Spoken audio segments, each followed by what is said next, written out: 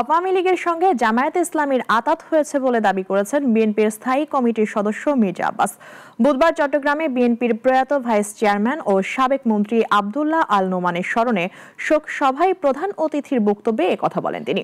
মির্জা আব্বাস বলেন, এই আঁতাতের কারণে ডাকসু নির্বাচনে ছাত্রলীগের ভোট পেয়েছে ছাত্র শিবির। শোক সভায় সভাপতিত্ব করেন বিএনপির চেয়ারপারসনের উপদেষ্টা গোলাম আকবর খন্দকার। আয়োজনে বিএনপির কেন্দ্রীয় সাংগঠনিক সম্পাদক Mahbubur Rahman Shamim, city mayor doctor Shahadat Hossain সহ সংশ্লিষ্টরা উপস্থিত ছিলেন।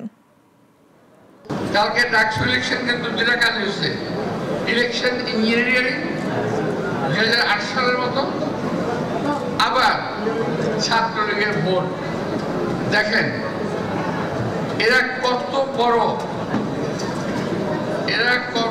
বড় মুনাফিকের দল। দেখেন এদের কারণে 2008 সালে নির্বাচন হয়েছিল।